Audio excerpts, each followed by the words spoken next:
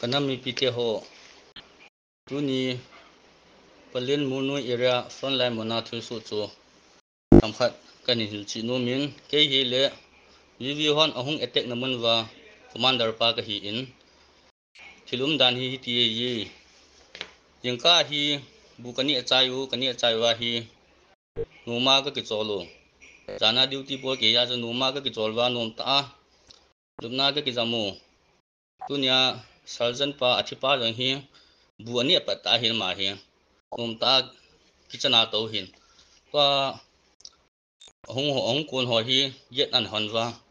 chan hi wo tiwa an ka pe pha a ka bi pha wa hi ke ho jong in kap ta ibiti ka kap da du ham izat ni nam hi jong le in kap chu thal ki cho ya ibiti ki le kap da de ham amo bo pusal hi lo hin e yong pusal ki hi hin e ji pha na ka ki le thu wa hi le amo chu so pi ho chu mi thum a hin khu ani be tan no mo ki sel hen en la ki hon ka pa nu hi pon amo na pa nu hin ipza in ka mom tiang ka ke po ve jingka hi pungse yilanga hi la yang langa jong la yang langa ko loi ho jong aga ete mo hin athar lo siu nun ta bu ne pa ta wa gypsy khana lai lut wa athar lo sia la pi wa thamo bor wa chatmen lo wa ha wa thar lo sia la pi wa chule palina hi vv ho hi ke ho hi ke ki no mo na jong ma cham pon nom ta kom kho mo hin anin ha jong le ke ki chip khom ju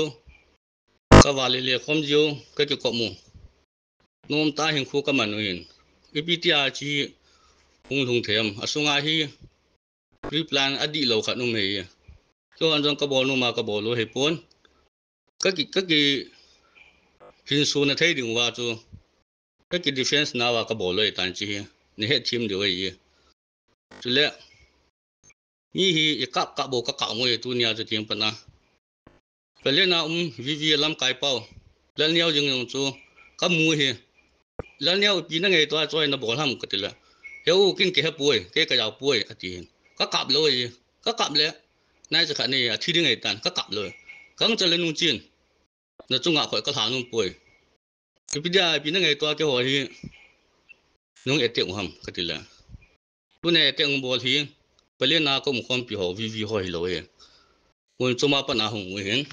jang ha jani lang apa na hi amo he ki bung ku sadan we ta wen pilung no mona ne ham tula nam organization te ni upf ke no in ni sa ho drug so ahong ki kha ho hi so ji jong hui mai thein tin khai bia lo chang ho a kya la o yong chu am ho a yong hi mai thein to no mo sa na yong a bol ham ipitiam a thu chi ni khe nai pon cha chu nam mi pi te hon uk hon vv ho om na wa aga ka be ne tu chu na sei ta lo de wi amona ngel ki hin ke yong kalup na mona ai ka mu hin pathin ai hu do ja ka hin do ai chi hi nami pi ti ani ni he thim pi win lang asung thu la hi pi ti ham koi lunggel ham koi lu ham ti wang hi tu chanin kin jong ke nai pon chile tu nung tu ba nong le chita bong hoi hi agar bol lo di win ka tau thoi ne hi izat nam